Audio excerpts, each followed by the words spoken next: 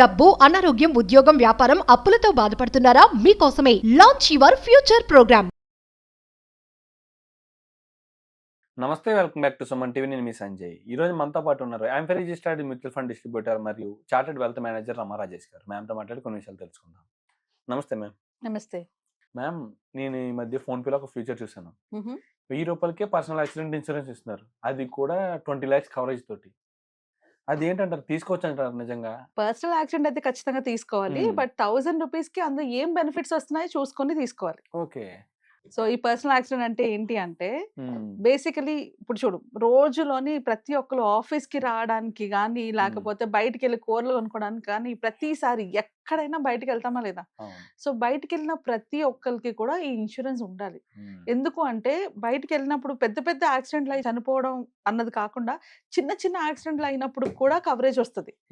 ఇంకా కరెక్ట్ గా చెప్పాలంటే మన ఇండియన్ అంటే టోటల్ ఇండియాలో చూసుకుంటే ఎవ్రీ అవర్ కి 38 డెత్స్ ఉన్నాయి ఓన్లీ యాక్సిడెంట్ వల్ల. ఎవ్రీ అవర్ కి 38 డెత్స్ ఇండియా వైడ్ లో యాక్సిడెంట్ వల్ల. అండ్ మోర్ దెన్ జస్ట్ 2023లోనే 3.5 లక్షల మంది చనిపోయారు యాక్సిడెంట్స్ వల్ల. ఇది డెత్ పక్కన పెట్టి చిన్న చిన్నవి అంటే యూనో కాళ్ళు చేతులు ఇరిగిపోయి 2 నెలలు 3 నెలలు బెడ్ రెస్ట్ తీసుకొని ఇలాంటి కేసెస్. సో ఈ ఏ కేసెస్ అయినా కూడా ఒక ఇన్సూరెన్స్ ఉన్నప్పుడు చాలా బెనిఫిట్ అవుతుంది. సో పర్సనల్ యాక్సిడెంట్ ఇన్సూరెన్స్ అందుకే ఇంపార్టెంట్.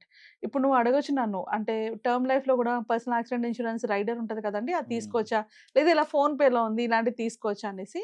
సో ఫోన్ పేలో కానీ టర్మ్ లైఫ్ ఇన్సూరెన్స్ లో కానీ ఎక్కడ తీసుకున్నా కూడా 3 ఇంపార్టెంట్ పాయింట్స్ గుర్తుపెట్టుకొని ఇవి ఉంటే తీసుకోండి, అవి లేకపోతే లేదు. సో ఫస్ట్ థింగ్ ఏంటి అంటే టోటల్ డిసెబిలిటీ, అంటే పర్మనెంట్ గా టోటల్ గా డిసెబిలిటీ. ఇప్పుడు నేను జీవితంలో ఎప్పుడు వర్క్ చేయలేను, నేను జీవితంలో ఎప్పుడు బయటకు వెళ్ళలేను, వర్క్ చేయలేను అనే సిచ్యువేషన్ లో ఉన్నప్పుడు అలాంటి టైంకి మనకి కవరేజ్ ఉండాలి. దీన్ని టోటల్ పర్మనెంట్ డిసెబిలిటీ అంటారు. ఓకే. అండ్ సెకండ్ కేసు వచ్చేటప్పటికి టెంపరరీ డిసెబిలిమెంట్. అంటే ఏంటి, ఇలా బయటకు వెళ్ళినప్పుడు యాక్సిడెంట్ అయ్యి కాళ్ళు చేతులు ఎరిగిపోయి ఒక 2 నెలల్లో 3 నెలల్లో బెడ్ రెస్ట్ లో ఉన్నప్పుడు. సో ఇలాంటప్పుడు మనకి ఇన్కమ్ ఉంటుందా? ఇన్కమ్ లేనప్పుడు అలాంటి టైంలో కూడా మనకి ఒక బెనిఫిట్ యాడ్ అవుతుంది. అంటే ఈ పర్సనల్ యాక్సిడెంట్ తీసుకున్నప్పుడు ఏం జరుగుతుంది అంటే ఇన్కమ్ లేని టైంలోని మనకి అడిషనల్ ఇన్కమ్ తీసుకునే ఆప్షన్ ఉంటుంది. సో మనకి ఈ కవరేజ్ మనకి టర్మ్ లైఫ్ లో ఉండదు. టర్మ్ లైఫ్ లో మనకి ఏముంటది, ఓన్లీ టోటల్ పర్మనెంట్ డిసెబిలిటీ ఉంటుంది, టెంపరరీది ఉండదు. సో ఇలా టెంపరరీ పర్మనెంట్ డిసెబిలిటీ ఫీచర్ ఉండాలి. అండ్ థర్డ్ వచ్చేటప్పటికి అడిషనల్ రైడర్స్ ఉండాలి. అడిషనల్ రైడర్స్ అంటే ఇప్పుడు నాకు 3 months బెడ్ రెస్ట్ అన్నారు, 3 months నా కంపెనీ నాకు ఛాన్స్ ఇవ్వదు, నా ఉద్యోగం పోయింది. సో ఈ 3 months నా ఇన్కమ్ అయిపోయిందా లేదా? ఇదే ఇన్సూరెన్స్ కవరేజ్ లో ఆ రైడర్ ఉంటుంది పర్సనల్ యాక్సిడెంట్ లో. 3 months కూడా నీకు నెలకి 10,000 20,000 నువ్వు కట్టిన ప్రీమియం అమౌంట్ బట్టి. అంటే మనకి నార్మల్ గా యాక్సిడెంట్ కవరేజ్ కాకుండా ఇలా ఇన్కమ్ కవరేజ్ కూడా ఇస్తుందంట. పర్సనల్ యాక్సిడెంట్ సెపరేట్ గా తీసుకుంటే ఇన్కమ్ కవరేజెస్ కూడా ఉన్నాయన్నమాట. సో దానికి అడిషనల్ గా మనం పే చేసుకోవాలి. రైడర్ ఉంటుంది, బట్ ఈ ఫీచర్ బెటర్ కదా. మనం ఒక టర్మ్ లైఫ్ లో తీసుకుంటే మనకి ఇవన్నీ ఉండవు. సో సెపరేట్ గా తీసుకున్నప్పుడు ఇవన్నీ ఉంటాయి. అట్ ది సేమ్ టైం మనం ఎంత అమౌంట్ కావాలంటే అంత అమౌంట్, 50 లక్షలు కానీ 20 లక్షలు కానీ 30 లక్షలు కానీ. ఇప్పుడు నువ్వు చెప్పినట్టు 20 లక్షలకి 1000 రూపీస్ అన్నావు కదా. సో ఇంకొంచెం ఎక్కువ అంటే ఒక 2000 కడితే ఈ బెనిఫిట్స్ అన్నిటిని కూడా యాడ్ చేసుకోవచ్చు అన్నమాట. ఓకే. ఎంత వస్తుంది మ్యామ్ కవరేజ్ 2000 కడుతుంటే? 20 lakhs దాకా కవరేజ్ వస్తుంది. ప్లస్ మనకి మినిమం ఏది టెంపరరీ డిసేబుల్మెంట్ ఉంటే కనుక ఒక అడిషనల్ రైడర్ ఒక 300 రూపీస్ కనుక మనం యాడ్ చేసుకోగలిగితే దానికి మనకి పర్ వీక్ 10,000 చొప్పున ఇస్తూ ఉంటారు.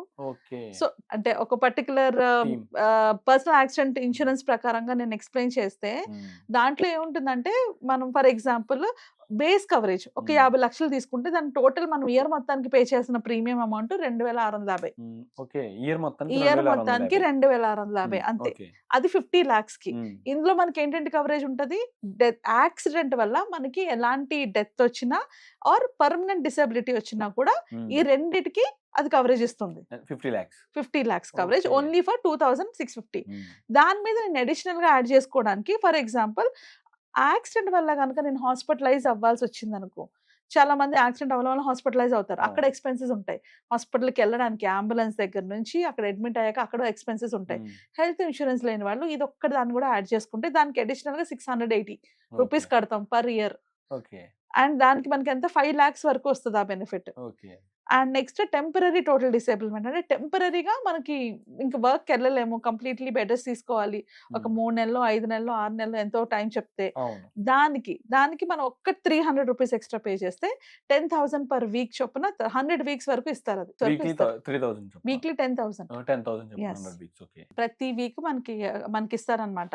ఆ temporary disablement period at least minimum 3 months నుంచి 100 వీక్స్ వరకు. సో 100 వీక్స్ వరకు ఇస్తారు. దానికి Okay. అడిషనల్ గా మనం పే చేయాల్సిన అమౌంట్ పర్ యానం సంవత్సరానికి 300 రూపాయలు. అంటే మేము ఇప్పుడు 100 వీక్స్ కన్నా ఎక్కువ అయితే మనకి రాదు, మనకి రాదు. ఆ కవరేజ్ అంతవరకే ఇస్తారు. అంటే అంటే ఆ 100 వీక్స్ పైన వరకు ఉంటే ఇస్తారు, తర్వాత ఇవ్వరు అంతే. తర్వాత ఇవ్వరు. Okay okay. ఆ పైన దాన్ని టెంపరరీగా అంటారు కదా, అవును. అది టోటల్ డిసేబుల్మెంట్ లో కూడా వెళ్ళొచ్చు కదా, పర్మనెంట్ అవ్వచ్చు. రైట్? ఈ ఫీచర్స్ అన్ని ఉన్నాయా ఫోన్ పేలో? లేవండి. సో ఏదైనా ఒక పాలసీ ఓన్లీ తీసుకునేటప్పుడు అక్కడ పర్మనెంట్ డిసేబిలిటీని అండ్ డెత్ మాత్రం కవరేజ్ కవరేజ్ చేస్తున్నారు వాళ్ళు. ఇస్తున్నారు. ఎగ్జాక్ట్లీ. Yeah. సో అలాంటి పాలసీ తీసుకునేటప్పుడు ఇంకొంచెం డీటెయిల్డ్ గా అనాలిసిస్ చేసి తీసుకుంటే ఈ అడిషనల్ బెనిఫిట్స్ యాడ్ చేసుకుంటే మహా అయితే సంవత్సరం మొత్తానికి ఇవన్నీ కలిపి Hmm. ఎడ్యుకేషన్, ఇన్ కేస్ పిల్లలు ఉన్నారనుకో, Hmm. ఎడ్యుకేషన్, వాళ్ళ ఎడ్యుకేషన్ పర్పస్ కూడా ఈ పర్టికులర్ పేరెంట్స్ కనుక డెత్ అయితే ఆర్ పర్మనెంట్ డిసబిలిటీ అయితే అడిషనల్ 5 lakhs పర్ చైల్డ్ ఇస్తారు Hmm. ఇద్దరు ఓకే పిల్లలకి. ఓకే. అడిషనల్ గా 5 lakhs Yes. పిల్లల చదువుల కోసం. పిల్లల చదువు కోసం Okay. దానికోసం ఒక 280 రూపీస్ తీసుకుంటున్నారు. ఓకే. సో ఇవన్నీ కలిపితే మనకి సంవత్సరానికి పడే ప్రీమియం మొత్తం 3,910 రూపాయలు విత్ Hmm. జిఎస్టీ కలిపి 4,614 రూపాయలు అవుతుంది. ఓకే. ఇవన్నిటికి ఎన్ని వస్తున్నాయి మనకి? 50 lakhs పాటు టోటల్ డిసేబుల్మెంట్ వస్తుంది, అలాగే డెత్ కవరేజ్ వస్తుంది, ఇవన్నీ యాక్సిడెంట్ వల్ల. అవును. అండ్ సెకండ్ వచ్చేటప్పటికి హాస్పిటల్ అడ్మిట్ అయితే హాస్పిటల్ కవరేజ్ ఉంటుంది, అలాగే టెంపరరీ డిసేబుల్మెంట్ ఉంటుంది, ఆర్ ఎడ్యుకేషనల్ బెనిఫిట్ ఉంటుంది. Hmm. సో ఇన్ని బెనిఫిట్స్ తోని రకరకాల ఫీచర్స్ తో ఉన్నప్పుడు మనం టర్మ్ లైఫ్ తో తీసుకోవాల్సిన అవసరం లేదు. అలానే అట్ ద సేమ్ టైం ఇలా యాప్స్ లోని కొంచెం హాఫ్ ఆఫ్ ఇన్ఫర్మేషన్ నేను చూసాను, అందులో ఓన్లీ ఇంతే ఉంది, పే చేయండి అని చెప్పేసి ఉంది. ఓకే. అలాంటివి తీసుకోవద్దు. జస్ట్ వెళ్ళి గూగుల్లో సెర్చ్ చేసినా ఆర్ ఎవరైనా అడ్వైజర్ దగ్గరికి వెళ్ళినా కూడా మీకు అడ్వైస్ చేస్తారు. ఓకే మ్యామ్, మీరు చెప్పింది అంతా బాగానే ఉంది. ఇప్పుడు కవరేజ్ కూడా చూసుకుంటే 50 lakhs వరకు ఉంది. దానివల్ల ఫ్యామిలీ అందరికి మాక్సిమం వాళ్ళకి ఒక లబ్ధి అనేది పొందుతుంది. అవును. ఇప్పుడు మ్యామ్ పర్సనల్ యాక్సిడెంట్ ఇన్సూరెన్స్ ఎందుకు తీసుకోవాలంటారు? అంటే ఇప్పుడు నాకు ఒక చిన్న డౌట్ వచ్చింది. ఇవన్నీ యాక్సిడెంట్ అయితే లేదా సంథింగ్ డెత్ ఒకవేళ అనుకోని విధంగా చనిపోతే ఇవన్నీ కవరేజెస్ వస్తాయి, కానీ అందరి విషయంలో జరగదు కదా, ఎందుకు అవును. తీసుకోవాలంటారు? అంటే నా విషయంలో జరుగుతుందని నేను ఎక్స్పెక్ట్ నేను అయితే అసలు అనుకోవట్లా. నేను అంత ర్యాష్ గా బైక్ తోలను, అండ్ అంతేకాకుండా ఎక్కువగా జర్నీ కూడా చేసే వ్యక్తిని కాదు. గట్టిగా అంటే ఒక 4 kilometers 5 kilometers తిరుగుతా. అలాంటి నాకు పర్సనల్ యాక్సిడెంట్ ఇన్సూరెన్స్ ఎందుకంటారు? ఎందుకు తీసుకోవాలి? యాక్సిడెంట్ ఎప్పుడైనా జరగచ్చు, మనం జస్ట్ పక్క వీధిలోకి వెళ్ళినా కూడా జరగచ్చు. సో ఎవరైతే ఫ్రీక్వెంట్ గా తిరుగుతారో వాళ్ళైతే కంపల్సరీగా తీసుకోవాలి. ఓకే. అంటే ప్రతిరోజు ఆఫీస్కి ట్రావెల్ చేసేవాళ్ళు, మీరు అన్నట్లే అంతంత దూరం వెళ్ళినప్పుడు బైక్లో ట్రావెల్ చేసేవాళ్ళు ఉంటారు, కార్లో ట్రావెల్ చేసేవాళ్ళు ఉంటారు, లేదా రైడర్ ఓలా ఊబర్ రైడ్స్ తీసుకునే వాళ్ళు కూడా ఉంటారు. సో వీళ్ళు రెగ్యులర్గా ట్రావెల్ చేస్తూ ఉంటారు కాబట్టి ఇలాంటి వాళ్ళకి ఏమైనా ప్రాబ్లమ్స్ వస్తాయి. Most of the time travel చేసే వాళ్ళందరూ కూడా బైక్స్ మీద వెళ్ళే వాళ్ళు, ఇలాంటి వాళ్ళు ఎక్కువ ఉంటారు. మనం జాగ్రత్తగా ఉన్నా కూడా పక్క నుంచి పుష్ చేసే వాళ్ళు చాలా మంది ఉంటారు. సో అందుకు మన సేఫ్టీ కోసం మనం తీసుకుంటాం. అంటే ఇప్పుడు ఏ పాలసీ కూడా ఎవరు తీసుకోవాల్సిన అవసరం లేదు. ఎప్పుడు తీసుకోవాలి అంటే మన ఫ్యామిలీ గురించి ఒక ప్రొటెక్షన్ ఇవ్వాలి అనుకున్నప్పుడు, రిస్క్ ఛాన్సెస్ ఎక్కువ ఉన్నప్పుడు తీసుకోవాలి. ఓకే. సో ఎవరైతే ఫ్రీక్వెంట్ గా తిరుగుతుంటారో అలాంటి వాళ్ళు తీసుకోవచ్చు. ఇప్పుడు హోమ్ మేకర్స్ ఉంటారు, వాళ్ళు ఫ్రీక్వెంట్ గా తిరగరు, అలాంటి వాళ్ళకి అవసరం లేదు. నన్ను అడిగితే ఎవరైనా బయటికి వెళ్ళే వాళ్ళు రెగ్యులర్ గా రోజులో కనీసం ఒక 2 times అయినా అటు ఇటు తిరిగే వాళ్ళు ఉంటే వాళ్ళు కంపల్సరీగా తీసుకుంటేనే వాళ్ళకి బెటర్. అండ్ డిపెండెన్స్ ఉండాలి. ఇప్పుడు నా మీద ఎవరు డిపెండెన్స్ లేనప్పుడు నేను అది తీసుకొని నేను ఎవరికి ఎలా క్లెయిమ్? నా మీద డిపెండెన్స్ ఉండి నా డబ్బుల మీద ఎవరైనా డిపెండెంట్ ఉన్న వాళ్ళు ఉంటే అలాంటి వాళ్ళకి కూడా తీసుకోవాలి. అబ్సల్యూట్లీ. మనిషి అన్నాక బాధ్యతలు ఉంటే వాళ్ళ మీద ఆధారపడిన వ్యక్తులు కూడా ఉంటారు. మాక్సిమం అమ్మ నాన్నలు లేకపోతే భార్య పిల్లలు అలాంటి వాళ్ళు ఖచ్చితంగా తీసుకోవాలి. ఇప్పుడు యంగ్స్టర్స్ ఉంటారు, వాళ్ళ మీద డిపెండ్ అయిన వాళ్ళు ఎవరు ఉండరు. సో అలాంటి వాళ్ళకి అవసరం లేదు. బట్ అయినా కూడా వాళ్ళు రెగ్యులర్ గా స్కూల్ కి కాలేజెస్ కి వెళ్తున్నారు బైక్స్ మీద వాటి మీద అంటే ఉంటే ఓకే. బట్ మినిమం ఏజ్ ఉంటుంది. Minimum age is 18 years entry age. ఆ పైన మనం ఏ ఏజ్ లో తీసుకోవచ్చు. ఇక్కడ కొన్ని కండిషన్స్ ఎప్పుడంటే యాక్సెప్ట్ చేయరు, ఈ పాలసీ రిజెక్ట్ చేసే ఛాన్సెస్ ఎక్కడ ఉంటాయంటే, ఫస్ట్ అండ్ మోస్ట్ ఇంపార్టెంట్ వాళ్ళు ఎప్పుడైనా ట్రావెల్ చేసేటప్పుడు తాగి ట్రావెల్ చేసిన అలాంటి కేసెస్ లో ఇయ్యరు. అండ్ ఆల్రెడీ ఒకవేళ మనదే తప్పుండి హెల్మెట్ పెట్టుకోకపోతే ఉన్నా సంథింగ్. హెల్మెట్ పెట్టుకోకపోతే అంటే అది condition, place to place, condition to condition అన్నమాట. ఇప్పుడు హైదరాబాద్లో మ్యాండేటరీ కాదు వెనక కూర్చున్న వాళ్ళు హెల్మెట్ పెట్టుకోవడం. ఇదే బెంగళూరులో చూసుకుంటే ముందు కూర్చున్న వాళ్ళు వెనక కూర్చున్న వాళ్ళు కంపల్సరీగా హెల్మెట్ పెట్టుకోవాలి. సో సమ్ టైమ్స్ మనం పక్క వీధిలోకి వెళ్ళినప్పుడు కూడా మనం పెట్టుకోము, జస్ట్ పక్కనే కదా అనుకోవడం పెట్టుకోము. సో ఇలాంటి కేసెస్ వేరు. బట్ ట్రాఫిక్ రూల్స్ ని వైలేట్ చేసుకుంటూ కంటిన్యూస్ గా అంటే ముగ్గురు నలుగురు ఎక్కేసి ఎవరు హెల్మెట్ పెట్టుకోకుండా ఇలాంటి కేసెస్ లో ఖచ్చితంగా రిజెక్ట్ అవుతాయి. సో ఈ పాయింట్స్ గుర్తు పెట్టుకోవాలి. అంటే యాక్సిడెంట్ అంటే నాట్ జస్ట్ అంటే బయటికి వెళ్ళి రోడ్ యాక్సిడెంట్సే కాదు, ఏ యాక్సిడెంట్ అయినా కూడా. అంటే ఇప్పుడు మనం ఏమైనా ఇంట్లో మెట్లు జారి పడిపోయినా కూడా that is also accident. Something మన వర్క్ స్పేస్ లో ఏదైనా కన్స్ట్రక్షన్ కంపెనీ అనుకుందాం, అలాంటి చోట్ల ఏదైనా ప్రమాదం జరిగినా ఒకటి వస్తుందంట. యాక్సిడెంట్ అంటే ఓన్లీ ఫైర్, వాటర్, ప్రతి యాక్సిడెంట్ ఓన్లీ బైక్ మాత్రమే కాదు, ఇలాంటి యాక్సిడెంట్ కూడా కవరేజ్ ఉంటుంది. అంటే ఇప్పుడు నార్మల్ గా వాళ్ళు కొన్ని కండిషన్స్ ఉంటాయి. ఇప్పుడు మీరు అన్నట్టు కన్స్ట్రక్షన్ ఏరియాలో ఉన్న వాళ్ళకి అది హై రిస్క్ జాబ్. ఇప్పుడు కన్స్ట్రక్షన్ లో వర్క్ చేస్తున్న వాళ్ళు, ఎక్కువ మేస్త్రీలు అంటే కూలి పనులు చేసుకునే వాళ్ళందరూ ఎక్కుతూ చేస్తుంటారు కదా, అది హై రిస్క్ ప్రొఫైల్. అలాంటి వాళ్ళకి ఇవ్వరు. వాళ్ళకి ఛాన్సెస్ ఉంటాయి కదా, ఖచ్చితంగా పడిపోయే ఛాన్సెస్. అలానే ట్రెక్కింగ్ చేస్తూ, హైకింగ్ చేస్తూ అలాంటి వాళ్ళకి ఇవ్వరు. అలాంటి అండ్ పారాగ్లైడింగ్ చేస్తూ పైలట్స్ అలాంటి వాళ్ళకి ఇవ్వరు. సో కొన్ని స్పెసిఫిక్ కండిషన్స్ లో ఇవ్వరు, బట్ మిగిలిన వాళ్ళందరికీ వస్తాయి అన్నమాట. ఒకవేళ ఇన్సూరెన్స్ తీసుకున్న పర్సన్ కి ఏదైనా సంథింగ్ ప్రాబ్లం ఉండి తను ఏదైనా సూసైడ్ చేసుకుంటే అలాంటి టైంలో క్లెయిమ్ అవుతుందంటారా? అవ్వదు. అది యాక్సిడెంటల్ కాదు, సూసైడ్ కవరేజ్ ఉంటుంది కంపల్సరీగా, అది యాక్సిడెంట్ కాదు. Okay ma'am, thank you ma'am, thank you very much. ఈ పర్సనల్ యాక్సిడెంట్ ఇన్సూరెన్స్ గురించి చాలా డీటెయిల్ గా వ్యక్తపరిచారు. అండ్ ఇది ఖచ్చితంగా ప్రతి ఒక్కరికి యూజ్ అవుతుంటుంది. అండ్ ప్రీమియం కూడా చాలా తక్కువ, అండ్ వాళ్ళు ఇచ్చే క్లెయిమ్ కూడా ఎక్కువగా ఉంది. Thank you ma'am. నేను ఇక్కడ ఒక చిన్న ఎగ్జాంపుల్ తో చెప్పాలి. ఇది రీసెంట్ గా జరిగిందనమాట. ఈ వన్ ఆఫ్ మై అంటే క్లయింట్స్ వాళ్ళ పేరెంట్స్ అన్నమాట. ఇద్దరు హస్బెండ్ అండ్ వైఫ్ ఇద్దరు కూడా బైక్ మీద పాపం వెళ్తున్నారు, వాళ్ళు జాగ్రత్తగానే వెళ్తున్నారు. బట్ అనుకోకుండా యాక్సిడెంట్ అయింది. యాక్సిడెంట్ అయినప్పుడు వైఫ్ అక్కడికక్కడే చనిపోయారు. అండ్ హస్బెండ్ హాస్పిటల్లో అడ్మిట్ అయిన ఒక 2-3 వీక్స్ వరకు ఆయన కోమాలోనే ఉన్నారు. సో వైఫ్ కి తీసుకోలేదు, హస్బెండ్ కి తీసుకున్నారు. సో హస్బెండ్ కి ఆ పర్సనల్ యాక్సిడెంట్ తీసుకోవడం వల్ల ఆ ఎక్స్పెన్సెస్ ఏవైతే ఉన్నాయో మెడికల్ అంటే ఈ 4,000 అతను కూడా ఏంటి తన బ్యాంక్ అకౌంట్ లో కనిపించిందని తీసుకున్నారు అంతే.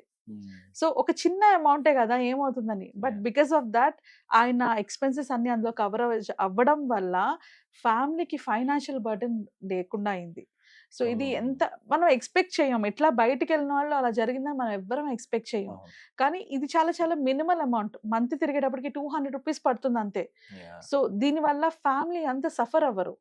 అందుకని ఇది చాలా చాలా ఇంపార్టెంట్. ప్రతి ఒక్కళ్ళ ఇన్సూరెన్స్ లో కూడా హెల్త్ టర్మ్ తో పాటు పర్సనల్ యాక్సిడెంట్ సపరేట్ గా కంపల్సరీగా ఉండాలి. పర్సనల్ యాక్సిడెంట్ ఇన్సూరెన్స్ గురించి ఇంత డీటెయిల్ గా చెప్పినందుకు, అండ్ ఇది చాలా ఇంపార్టెంట్. మీరు అన్నట్టుగా చూసుకుంటే ప్రమాదాలు తెలిసి చెప్పి రావు, అవును, మనం అనుకోకుండానే జరుగుతుంటాయి ప్రమాదాలు అనేవి. దానికి మనం ఇన్స్టెంట్ గానే రెడీగా ఉండాలంటే ఖచ్చితంగా ఇలాంటి ఇన్సూరెన్స్ పాలసీ ఖచ్చితంగా తీసుకోవాలి. తీసుకునేటప్పుడు ఫోన్ పేలో తీసుకుంటారా సరే?